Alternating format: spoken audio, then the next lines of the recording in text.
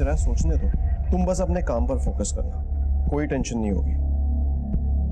और अगर कुछ प्रॉब्लम होती है तो मुझे आकर बताना, ठीक है? सही बोला आपने, अब फालतू बातें सोचनी ही नहीं है, सिर्फ काम करना है। Thanks for suggestion sir.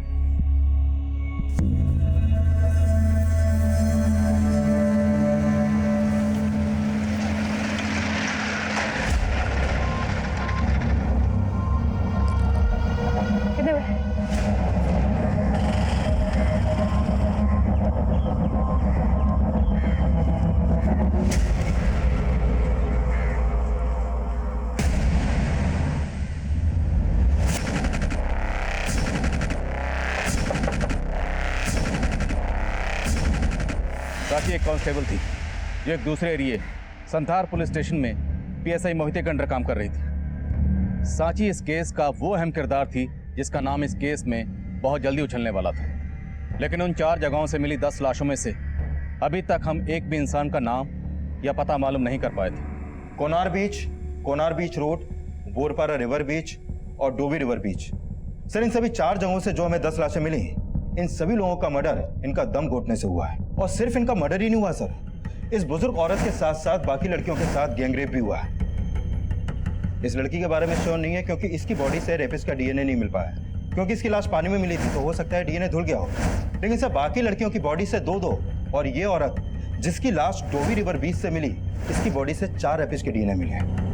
मतलब बाकी के साथ 2 और इस औरत के साथ 4 लोगों ने रेप किया। सर, सबसे हैरान करने वाली बात तो यह है कि इस औरत की बॉडी से मिले 4 डीएनए उन 2 लोगों के डीएनए से बिल्कुल अलग हैं जो बाकी लड़कियों की बॉडी से मिले। सर, इस हिसाब से तो ये 6 लोगों का गैंग लगता है।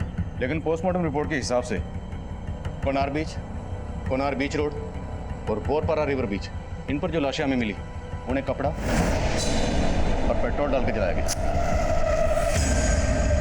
लेकिन जो लाशें हमें डोवी रिवर बीच पर मिली उन्हें केरोसिन और जूट डालकर जलाया गया। मतलब ये तीनों क्राइम सीन से ये चौथा क्राइम सीन थोड़ा अनकॉमन लग रहा है। और सर, ये औरत जिसका 4 लोगों ने रेप किया था, इसके बारे में ये पता चला है कि इसके मर्डर से कुछ महीने पहले इसका यूटेरस रिमूवल का ऑपरेशन हुआ था और इसकी बैक पर एक टैटू भी था। डिसूजा, इसके ऑपरेशन और इस टैटू के जरिए हम इसकी शिनाख्त कर सकते हैं। इलाके के जितने भी हॉस्पिटल हैं वहां से उन औरतों की लिस्ट बनाओ जिनका इस तरह का ऑपरेशन हुआ है। क्रिमिनल ने विक्टिम को 3 अलग अलग जगह पे पेट्रोल डाल के जलाया। हो सकता है उनके पास गाड़ी हो। क्राइम सीन पर कोई सीसीटीवी नहीं था, लेकिन हो सकता है क्राइम सीन की तरफ आने वाले रास्तों पर कोई ऐसा सीसीटीवी हो जहां पर क्रिमिनल से ताल्लुक रखने वाली गाड़ी कैप्चर हुई। उस गाड़ी के बारे में पता करो। सर,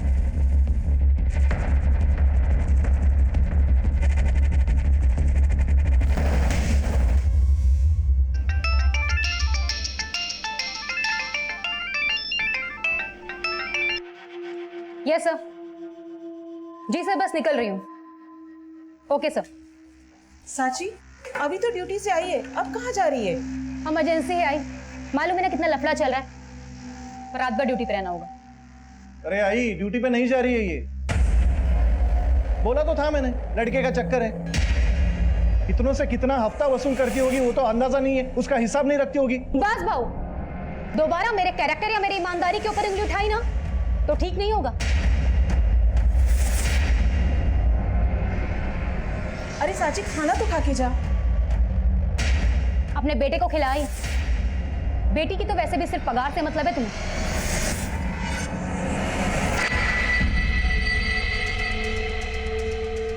भाई मैं बोल रहा हूं तुमको, ये इसका सिर्फ लड़के का चक्कर नहीं है, ये और भी कुछ तिया पांचा कर रही है।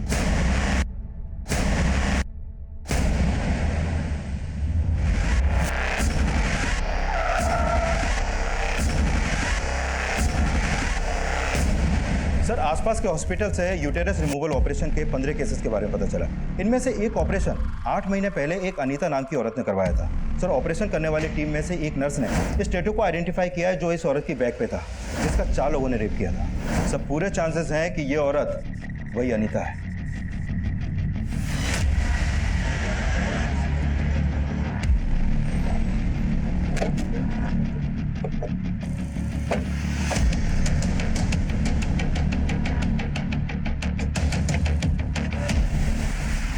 यहाँ तो 3 दिन से ताला लगा हुआ है सर। हम लोग खुद हैरान हैं कि वो लोग अचानक कहाँ चले गए। अनीता के अलावा और कौन कौन रहता है यहाँ पे? उसका हस्बैंड देव और उसके 2 बच्चे।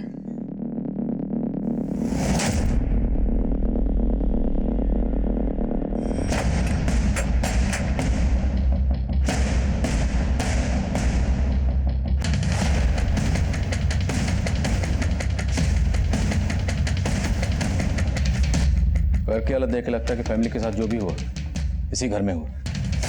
बाकी जगह चेक करो। सर पाटिल ऊपर चेक करो।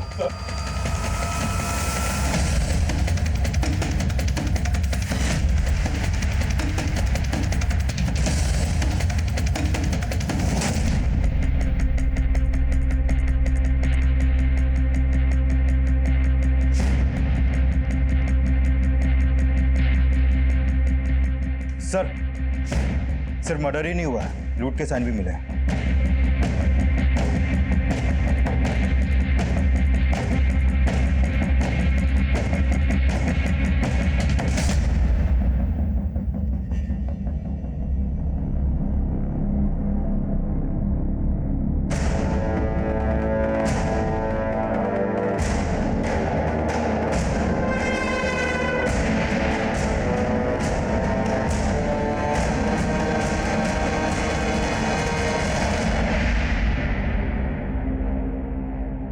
फैमिलीज की बॉडीज पर जूट की राख थी, तो हो सकता है उनकी लाशों को यहाँ से किसी बोरी में ले जाया गया हो।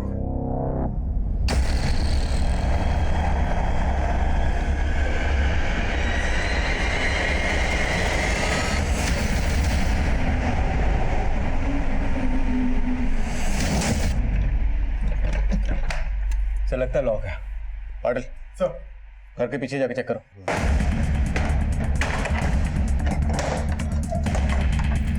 सर ये ताला लगा।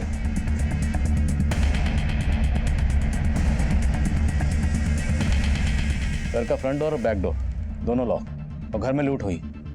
और फैमिली की बॉडीज को इसलिए बाहर ले जाकर फेंका गया ताकि लाशों की बदबू से पड़ोसियों को कुछ पता न चले, और लाशों का चेहरा इसलिए बिगाड़ा गया ताकि उनकी शिनाख्त ना हो। क्रिमिनल टाइम बाय कर रहा है, तो हो सकता है क्रिमिनल की पहचान भी फैमिली की पहचान से जुड़ी हो। सर 3 क्राइम लोकेशन और हैं जहां बाकी की 6 लाशें मिली, तो क्या उन सब के मर्डर भी उनके घर में किए गए और फिर उनकी लाशों को बाहर ले जाकर जलाया गया? सर पड़ोसियों से पता चला कि घर में प्लम्बिंग का काम चल रहा था, लेकिन प्लम्बर कौन था इसका पता नहीं चला। इस एरिया में जितनी भी हार्डवेयर शॉप है जहाँ भी प्लम्बिंग का सामान मिलता, वहाँ से उस प्लम्बर के बारे में पता करो जो यहाँ काम करता था। हो सकता है इस फैमिली का हत्यारा वही प्लम्बर हो। सर आप जिस नंबर को डायल कर रहे हैं वो इस समय स्विच्ड ऑफ है। क्या सोच के इसका नाम साची रखा? 1 नंबर की झूठी लड़की है। क्या बोल के गई थी हमें? 72 घंटों में 10 लाशें मिली, ड्यूटी पे जाना है, और खुद 72 घंटों से लापता है, फोन भी बंद करके रखा है। आई मैं बोल रहा हूं तुमको, जरूर उसके आशिक ने उसका दिमाग घुमाया होगा। अरे लेकिन वो लड़का है कौन? वो कोई और नहीं, उसी का बॉस है, सब इंस्पेक्टर मोहित है। देखना आई, एक दिन हम दोनों को छोड़ के उसी के साथ सेटल हो जाएगी वो। ऐसे कैसे हमें छोड़ देगी? मैं मोहित साहब से बात करती हूँ। हेलो आंटी, मैं अभी एक काम से बाहर जा रहा हूँ, मैं आपको थोड़ी देर में कॉल करता हूँ।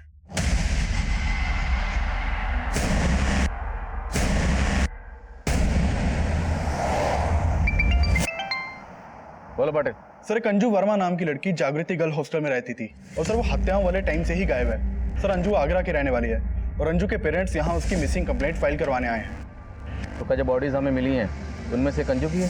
हो सकता है सर। सर अंजू 19 साल की थी, और हमें 2 टीनेज लड़कियों की लाश भी मिली थी। सर अंजू के पेरेंट्स ने बताया कि अंजू के राइट पैर में 6 उंगलियां हैं। गैंग रेप हमारी बेटी अंजू के साथ? ये सिर्फ एक लड़की के साथ नहीं हुआ, लेकिन आपकी बेटी अंजू की बॉडी के साथ हमें एक बुजुर्ग औरत की बॉडी भी मिली है। क्या आपकी जान पहचान का कोई रहता है यहाँ पे? नहीं सर, हमारी पहचान का यहाँ कोई नहीं रहता सर। हम भी अंजू को यहाँ अकेले रखने के खिलाफ थे, पर अंजू की जिद के आगे हम हार गए। अरे अंजू, अगर तुझे होटल मैनेजमेंट करना है तो आगरा से कर ले, इतनी दूर जाने की क्या जरूरत है? मम्मी मैं अकेले कहाँ हूँ, रिद्धि है ना मेरे साथ, और जब उसके पेरेंट्स अलाउ कर रहे हैं तो आप लोग क्यों नहीं? अंजू की लाश हमें 5 दिन पहले मिली, ना तो इंस्टीट्यूट वालों ने हमसे कोई कांटेक्ट किया और आप भी इतने दिनों बाद आए। सर हमें भी 3 दिन पहले ही पता चला सर। हमने अंजू को बहुत कॉल किया सर, लेकिन उसने हमारा फोन नहीं उठाया सर। फिर हमने उसकी सहेली रिद्धि से फोन पर बात की थी सर। आंटी, अंजू अपने फ्रेंड्स के साथ बाहर घूमने गई। कहाँ घूमने गई है? आंटी, उसने मुझे कुछ बताया नहीं है। हमने पता किया था सर, उसने इंस्टीट्यूट से भी छुट्टी ले रखी थी। आपकी बेटी अंजू और उसकी हॉस्टल मेट रिद्धि का नंबर दीजिए। बोल पाटिल। सर, अनीता के घर पे प्लम्बिंग के काम का कॉन्ट्रैक्ट एक महेश नाम के प्लम्बर ने लिया था और वहाँ एक हार्डवेयर स्टोर से सामान की सप्लाई भी की जाती थी। हार्डवेयर के मालिक ने बताया कि महेश के साथ 3 वर्कर भी काम करते हैं। ये नहीं सर, मैं सोच रही थी कि अगर मैंने ये सब उसके पेरेंट्स को बोल दिया तो वो मुझसे और ज्यादा नाराज हो जाएगी। मैं सच में नहीं सोचा था कि उसके साथ ये सब हो रहा था। अंजू का सामान कहाँ? सर, ये अलमारी। और सर वो लॉक करके गई है। लॉक छोड़ो।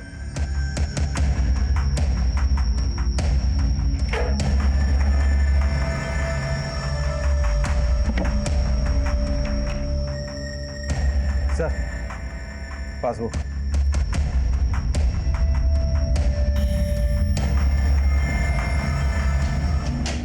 दस नवंबर को अकाउंट से 25,000 विड्रॉ हुए, 12 को विड्रॉ हुए 15,000, 15 को फिर 25,000 और 16 को 20,000। सर, पोस्टमार्टम रिपोर्ट के हिसाब से अंजू का मर्डर भी 16 नवंबर को हुआ था। लेकिन डिसूजा, एक 19 साल की टीनेजर लड़की के अकाउंट में इतना सारा पैसा और फिर 6 दिन में 85,000 विड्रॉ। एक तरफ जहां इस केस में हम किसी गैंग या सीरियल किलर की थ्योरी बना रहे थे, वहीं अब तक आइडेंटिफाई हुए विक्टिम्स की बैकग्राउंड में जिन सस्पिशियस लोगों की जानकारी हमें मिली थी, उनमें से एक था अनीता के घर में काम करने वाला प्लम्बर महेश और दूसरा अंजू के बॉयफ्रेंड अमन का नाम सामने आया था। क्राइम्स की मॉडस ऑपरेंडी सेम होने के बावजूद कई ऐसी चीज़ें सामने आ रही थी जो ये शक पैदा कर रही थी कि इन सभी विक्टिम्स को मारकर जलाने वालों का कि आपस में कोई कनेक्शन है या कहानी कुछ और है। एक तरफ जहां हम अंजू की जिंदगी से जुड़े राज पता कर रहे थे, वहीं दूसरी तरफ अनीता के घर में काम करने वाले प्लम्बर महेश का बयान इस केस को कोई दूसरी दिशा दे रहा था। तो तू है वो प्लम्बर महेश जो अनीता के घर में काम कर रहा था? जी साहब, मेरे को भी फैमिली का मर्डर का सुन के बड़ा धक्का लगा। धक्का तो लगेगा। तुझे तेरे पैसे जो नहीं मिले, काम बीच में बंद हो गया ना? हाँ साहब, लेकिन साहब लेकिन छोड़, जो तेरे बाकी वर्कर्स थे वो कहाँ है? साहब, वो तो गांव चले गए। मैं तो ठेका उठाता हूँ मालिकों से, काम तो वो तीनों लोग करते थे। एक दिन अचानक वो छुट्टी लेके चले गए। अब तो सब मेरे को भी लगता है उन्हीं लोगों ने लफड़ा किया है, तभी वो गायब हो गए हैं। उन सब के नाम, गांव के नाम और फोन नंबर बोल। सब गांव का नाम तो याद नहीं आ रहा और वो फोन रखते नहीं है। अच्छा, तेरे वर्कर्स हैं ना, तो तुझे उनके गांव का नाम पता है और ना ही तेरे पास उनका फोन नंबर है। अब आपसे क्या छिपाऊंगा साहब, मैं तो खुद ही पछता रहा हूं उनको काम पे रख के। उनको काम का जरूरत था, मेरे को आदमी लोगों का, तभी उनको मैंने काम पर रख लिया। एड्रेस नहीं मालूम साहब, लेकिन साहब वो तीनों बोल रहे थे आजमगढ़। हाँ सर, आजमगढ़। इससे ज्यादा मैं कुछ नहीं जानता साहब। मैंने बहुत गलती किया साहब उनको काम पर रखकर। ठीक है जा, लेकिन याद रखना जरूरत पड़े तो फिर बुलाऊंगा। ठीक है साहब। नजर रखो इस पे, हो सकता है घुमा रहा और इसके वर्कर्स के बारे में पता लगो। सर, आई ये सब इंस्पेक्टर हमें चूरन दे रहे हैं। साची कहाँ है उसको अच्छी तरह से पता है। हम लोग एक काम कर दें, ये सब इंस्पेक्टर के ऊपर वाले अफसर से बात करते हैं। अरे ऊपर नीचे जाके क्या होगा? जब माचिस की डिबिया गिरी होगी तो तीली क्या खाक जलेगी?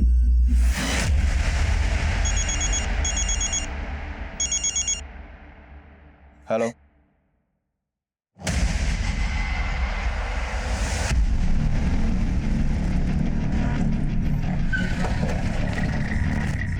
सर, ये उसी बुजुर्ग औरत का घर है जिसकी लाश हमें अंजू के साथ मिली थी।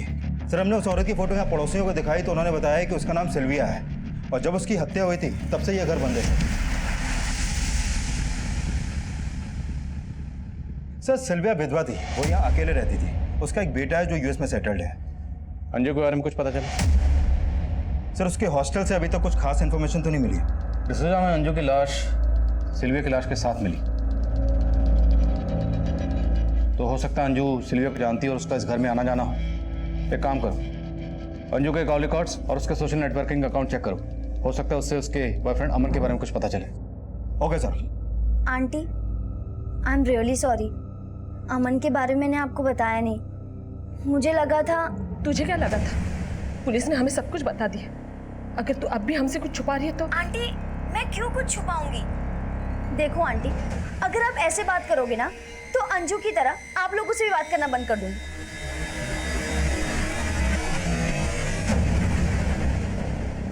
रिद्धि क्या छुपा रही होगी? इसका अंदाजा उस वक्त हम भी नहीं लगा पा रहे थे, पर हकीकत यह भी थी कि अंजू की जिंदगी से जुड़े असल राज रिद्धि की सोच से भी परे थे।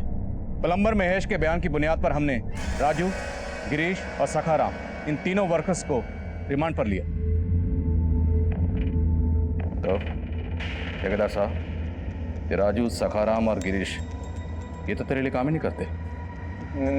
नहीं साहब, वो गलती हो गई ना। कोई बात नहीं, तेरी गलती हम सुधार देते। तेरे लिए जो काम करते थे वो तो एल्विन, मोहसिन और बॉबी। याद आया? बोल, याद आया? उन तीनों को हमने उठा लिया। अब तेरी बारी है। 10 लाशें मिली हैं और कितने लोगों को मारा है? हमने सिर्फ 4 को मारा है साहब, बाकी का मर्डर हमने नहीं किया साहब। हम लोगों के टारगेट पर बस वो फैमिली थी।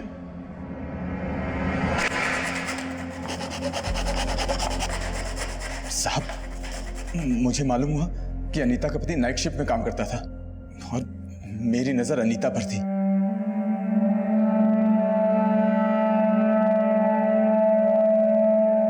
इसलिए मैं अपने साथियों के साथ अनीता के घर पहुंचा।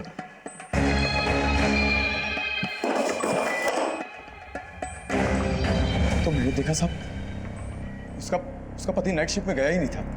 एकाएक अनीता का पति मेरे सामने आ गया।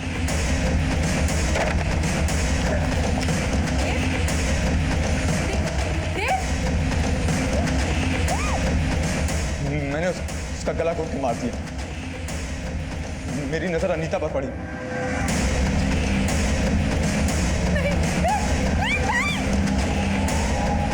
पीछे वाले दरवाजे के साथ साथ हमने आगे वाले दरवाजे में भी ताला लगा दिया ताकि लोगों को लगे ये फैमिली बाहर गई हुई है। मैंने न्यूज़पेपर में पढ़ा था कि आप लोगों को 6 लाशें मिली हैं जिनके चेहरे चले हुए थे। मैंने भी साहब उनको उसी तरह जलाया ताकि लोगों को हम पर शक ना हो। लेकिन साहब, हमने बाकी मर्डर नहीं किया है साहब, हमने बाकी मर्डर नहीं किया है। अनीता की बॉडी पर जो 4 लोगों के डीएनए मिले वो अंजू, सिल्विया और इस टीनेजर की बॉडी पर जो डीएनए मिले उससे अलग थे। अनीता और इसकी फैमिली को केरोसिन डालकर जलाया और बाकी सबको पेट्रोल।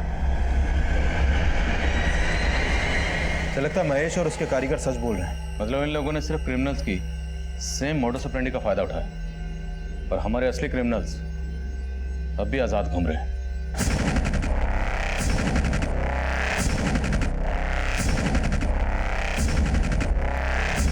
कहाँ जा रहे हो बच्चों? हम छोड़ दें? अरे इस वक्त कोई टैक्सी वैक्सी नहीं मिलेगी, चिंता मत करो, हम पुलिस वाले हैं।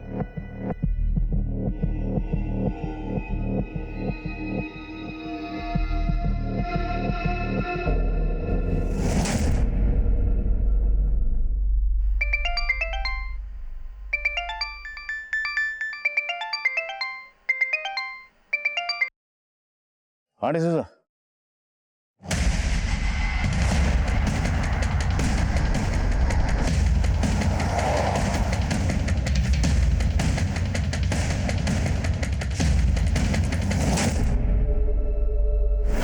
विक्टिम्स का आंकड़ा बढ़कर 12 हो चुका था, लेकिन ये जो 2 मर्डर्स हुए थे ये तब हुए जब महेश और उसके साथी हमारी हिरासत में थे। तो मतलब साफ था, जिन मुजरिमों की तलाश हमें थी वो अब भी ना सिर्फ खुलेआम घूम रहे थे बल्कि एक के बाद एक मासूम लोगों को मौत की घाट उतारने जा रहे थे। ये हम पर एक प्रेशर सिचुएशन क्रिएट कर रहा था। हम पर प्रेशर ये भी था कि उन 6 विक्टिम्स के अलावा हम बाकी किसी की शिनाख्त नहीं कर पा रहे थे। और अंजू से ताल्लुक रखने वाले जिस अमन की तलाश हम कर रहे थे, उस अमन से जुड़े राज हमें फिर से एक भूल भुलैया में उलझा रहे थे। सर हमने अंजू के कॉल रिकॉर्ड्स और सोशल मीडिया अकाउंट दोनों चेक किए। कॉल रिकॉर्ड में तो किसी अमन नाम के लड़के का नंबर नहीं मिला, लेकिन हाँ, एक अमन नाम का लड़का सोशल मीडिया के थ्रू अंजू से टच में था। सर ये अमन अंजू से एक इनक्रिप्टेड ऐप के थ्रू से चैट करता था, इसलिए इसका आईपी एड्रेस नहीं ट्रेस हो पाया। मतलब राधिका सही कह रही, कोई अमन था अंजू की जिंदगी में जिससे अंजू चैट करती थी। डिसूजा, हो सकता है ये अमन उसी गैंग का हिस्सा हो जिसने मर्डर्स की। इस अमन तक पहुंचने का कोई जरिया? सर अंजू के नंबर पे माल रोड और मुंबई के 2 अलग-अलग पीसीओ से अक्सर कॉल होते थे। सर मैंने अमन और अंजू की चैटिंग भी स्कैन की। सर इस अमन ने मंजू को पिछले महीने 4 बार अलग-अलग गिफ्ट शॉप के एड्रेस भेजे थे, जहां पर वो अंजू के लिए सरप्राइज गिफ्ट छोड़ता था। डिसूजा, उन गिफ्ट शॉप पर चलते हैं और एक टीम पीसीओ पर भेजो।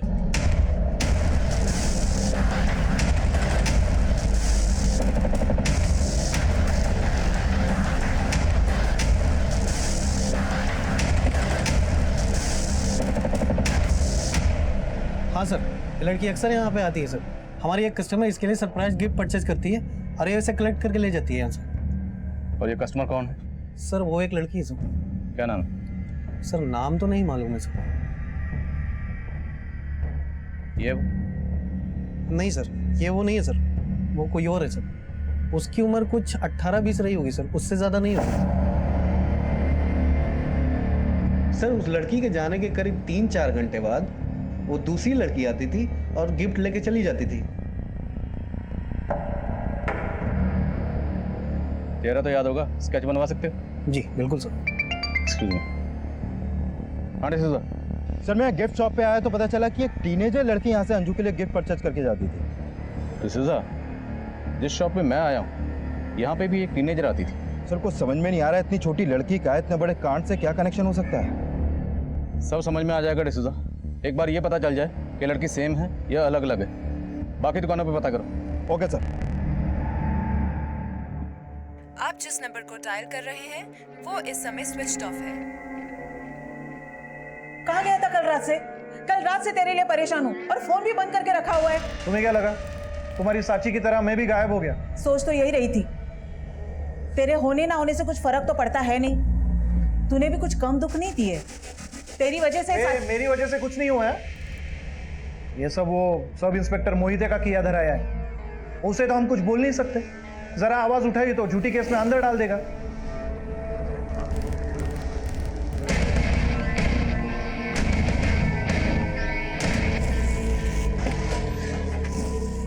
सर मॉल रोड के जिस पीसीओ से अंजू को कॉल किए गए थे, वहां से ये नहीं पता चल पाया कि ये कॉल किसने किए थे। सर वहाँ आसपास कोई सीसीटीवी भी नहीं है। और मुंबई के बोरीवली पीसीओ से? सर बोरीवली पुलिस से मेरा कांटेक्ट हुआ। मैं आज मुंबई जाने ही वाला था, लेकिन सर पता चला कि मॉल रोड के पीसीओ से संथार पुलिस ने भी पूछताछ की थी। संथार पुलिस? हुआ क्या पूछताछ करने गए थे? सर 19 नवंबर की रात को मॉल रोड के पीसीओ से संथार पुलिस की कांस्टेबल साची पवार के नंबर पर 2 से 3 बार कॉल किया गया था और 19 नवंबर की रात से ही कांस्टेबल सांची पवार गायब भी है। सर साची 2 नंबर्स यूज करती है। उसका एक नंबर गोमांतक में बंद हुआ था और 19 नवंबर की रात को उसका दूसरा नंबर बोरपारा रिवर रोड पर हुआ था और हमने इन दोनों जगहों पर पूछताछ करने की कोशिश की, लेकिन कोई लीड नहीं मिली।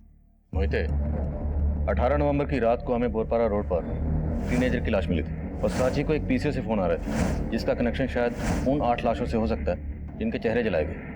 लेकिन तुमने इस बारे में हमसे कोई पूछताछ नहीं की। सर साची का उन केसेस से कनेक्शन होगा हमें लगा नहीं था। तो कांस्टेबल साची के गायब होने का चक्कर क्या है? सर ठीक से कुछ समझ में नहीं आ रहा, लेकिन साची की अपने घर वालों से बिल्कुल बनती नहीं थी और इसी बात को लेकर वो काफी डिप्रेस्ड रहती थी। 19 नवंबर के दिन भी साची का अपने भाई से झगड़ा हुआ था। तो उसके भाई के खिलाफ कुछ मिला? फिलहाल तो नहीं, लेकिन सर मुझे लग रहा है साची अपने घर वालों से तंग आकर कहीं खुद ही चली गई। खुद चली गई? हाँ सर, मैंने अभी अभी कहा ना, वो अपने घर वालों को लेकर डिप्रेस्ड रहती थी।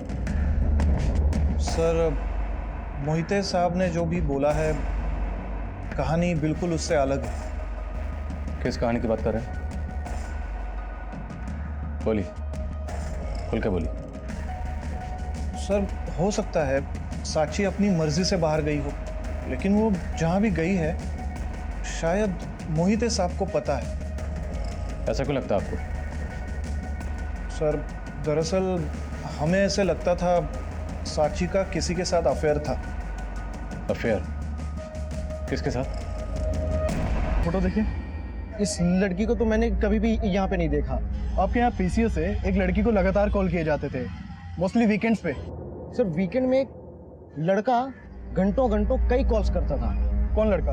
सर उसका नाम तो नहीं पता है, लेकिन सर ये बात साफ है कि वो लड़कियों से बात कर रहा था। अच्छा, जब वो लड़का आपके पीसीओ पे कॉल करने आता था तो क्या कभी आपने उसके मुंह से अंजू का नाम सुना? अंजू तो सर याद नहीं है, लेकिन जब वो एक लड़की से कल बात कर रहा था तो उसका बार बार नाम ले रहा था।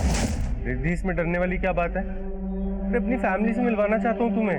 सो इट्स डन। तुम कल आ रही हो? Okay bye, see you. Sir ये रिद्धि दोपहर से हॉस्टल से गायब है। कहाँ गई है, किसके साथ गई है, किसी को कुछ नहीं मालूम, और वो मेरा फोन भी नहीं उठा रही है। चलो।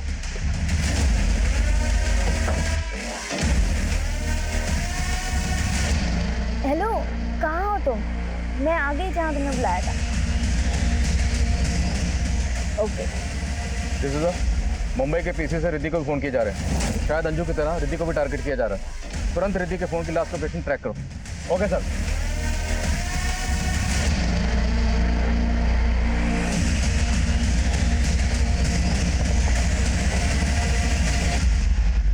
नीतू, संजय की सिस्टर। ओ हेलो, हाय। हम सभी इंट्रोड्यूस करा लो।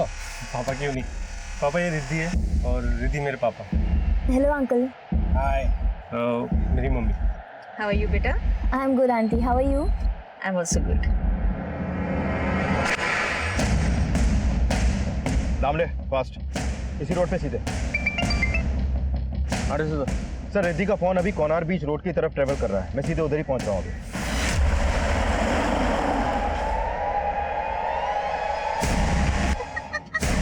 क्या किया तुमने? आंटी मेरा बैग।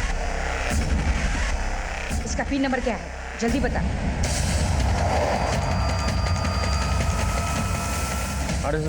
सर रिद्धि का फोन स्विच ऑफ हो गया अभी। 4 5 8 9। आंटी आप मेरा कार्ड ले लो, मेरा बैग ले लो, पर प्लीज मुझे छोड़ दो।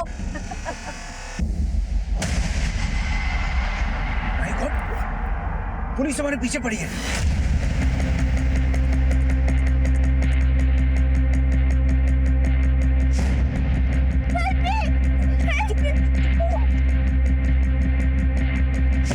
चलो ना जल्दी। गाड़ी को फॉलो करो।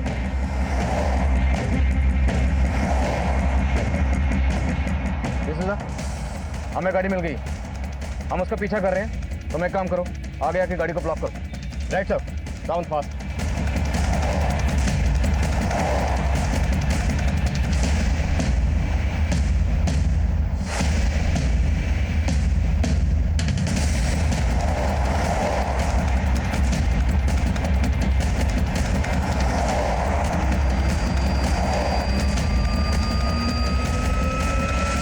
Hands up.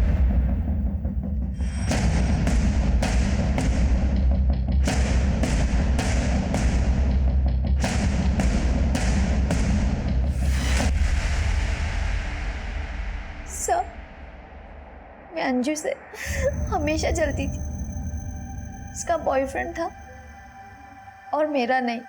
तभी संजय ने मुझे फ्रेंड रिक्वेस्ट भेजा और मैंने जिस संजय ने तुम्हें फ्रेंड रिक्वेस्ट भेजी थी, वही संजय अमन बनकर अंजू से भी बात कर रहा था। क्या? मैंने और मेरी वाइफ मंगला ने गोवा में बुटीक शुरू किया था, लेकिन सर वो बुटीक नहीं चला। हम लॉस में आ गए। ये संजय भी हमारे यहाँ काम करता था, ये भी कड़का हो गया। इसलिए हम सबने मिलकर लोगों को ट्रैप करना और उनके पैसे लूटने का प्लान बनाया। संजय की गर्लफ्रेंड नीतू, ये भी हमारे साथ शामिल हो गई। और इसी प्लान में मैंने फ्रेंडशिप ग्रुप का प्लान किया और उसमें अंजू ट्रैप हो गई। यहाँ तक कि मुझसे शादी करने के लिए भी तैयार होगी और अपना सारा गहना और पैसा लेके मेरे पास आ गई। सब रिद्धि को भी हमने अंजू की तरह ही फंसाया था। और सिल्वी है, उसे कैसे फंसाया? अंजू की बॉडी को ठिकाने लगाने की हम सोच रहे थे, उतने में उस बुढ़िया का घर दिखाई दिया।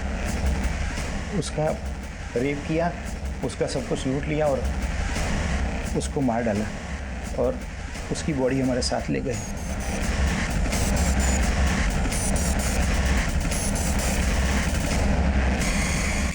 उसको मारने के बाद हम कोनार बीच पे पार्टी बनाने गए साहब, और वहीं हमको वो कपल दिखाई दिया। बेटा यहाँ पे नारियल पानी कहाँ मिलेगा?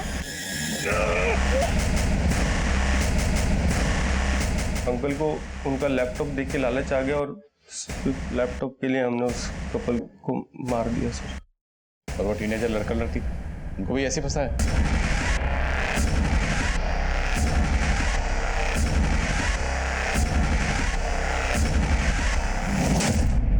कांस्टेबल सांची कहाँ है? वो तुम लोग की मदद करती थी या? नहीं सर, उसको तो हम पे शक हो गया था। जी गाड़ी क्यों रोकी यहाँ पे? हम वो वेट कर रहे हैं किसी का। किसका वेट कर रहे हो? कहाँ से आए आप लोग? हीरानगर से मैडम। लेकिन आप इतना क्यों पूछ रही है? हम शरीफ लोग हैं। उस वक्त तो वो वहां से चली गई, लेकिन हमें लगा कि उससे हम पे शक हो गया है, इसलिए अगले दिन उसको उठा लिया सर।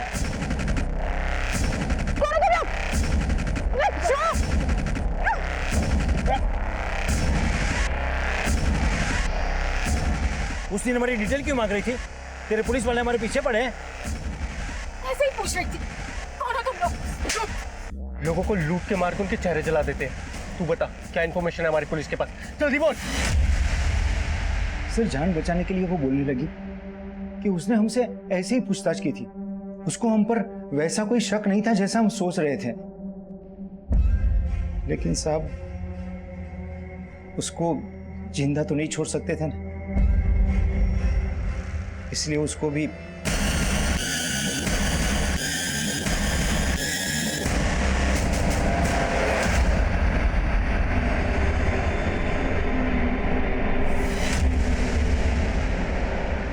सांची की बॉडी कहाँ है? वो पुलिस वाली थी सर, उसकी बॉडी मिलती तो लफड़ा हो सकता था, इसलिए सर उसकी बॉडी को हमने गाड़ दिया। और आप लोगों को भटकाने के लिए हमने पीसीओ से उसके नंबर पर फोन किया ताकि आप लोगों को ऐसा लगे कि ये सब में उसी का हाथ है। इसके अलावा और कितने लोगों को मारा और रेप किया है? नहीं नहीं साहब, हम सच बोल रहे हैं। इसके अलावा हमने किसी के साथ कुछ भी नहीं किया। लेकिन अब तुम लोग देखना कि हम तुम्हारे साथ क्या करते हैं।